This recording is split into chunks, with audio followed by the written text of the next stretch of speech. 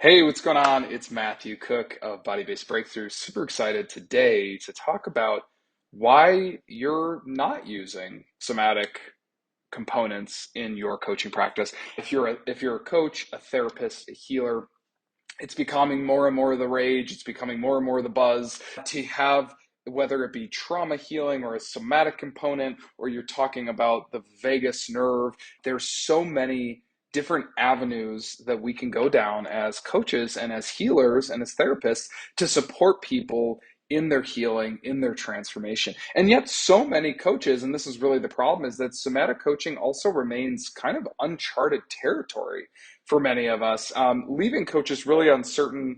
I think number one about its integration, like how do I as a coach actually bring this into my practice, and also the impact, right? And how do I like really demonstrate that impact to the client in a way not only that I can market it, but that I can also share the benefits and have the client really land in the benefits of it. And I think the other problem and part of the solution of it is that talk therapy, there's a glass ceiling.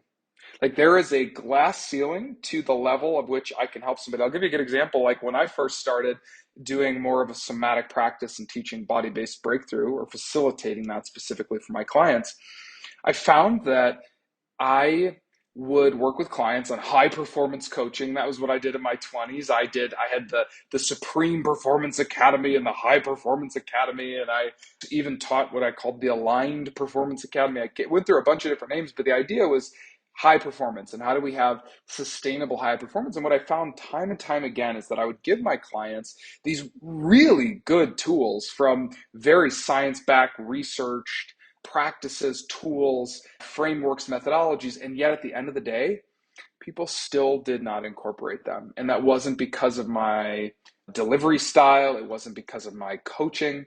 And for many of them, they even told me later on, it was because it was just talk. It was just talk. And they realized that there was a deeper underlying instinctual, primal, and what we would now talk about as more of a nervous system component at play, or a somatic component at play. And so that is truly the what I found to be the solution for my clients is when we work from what's called a bottom up approach, or a more emergent approach of listening to the body signals that it has to tell us, that we get a lot of good out of that, because the body is actually the first.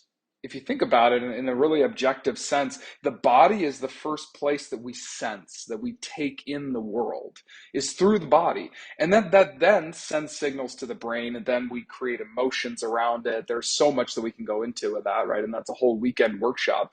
But it starts with the body. And so, in fact, even I'm thinking in the yogic tradition, we talk about the koshas, and there are all these different layers of our being. The very first, most like gross or most surface level layer of our being is our body. It's the first, it's like sort of our first line of defense.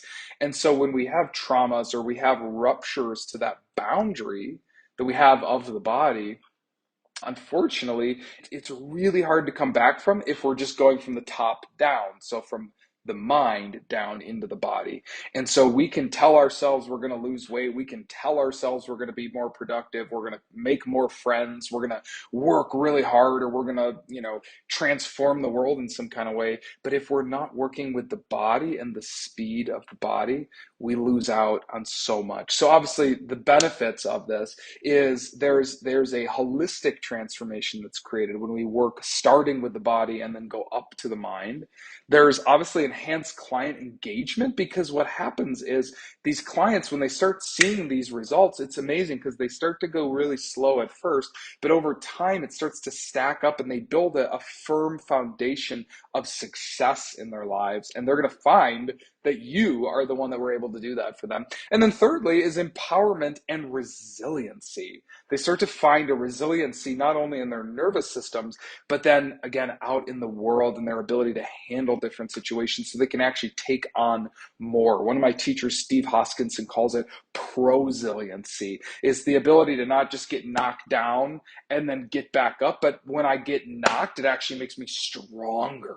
it actually makes me dive even deeper into the world. And he calls it prosiliency. It's a phenomenal concept. Check out Steve Hoskinson in Organic Intelligence.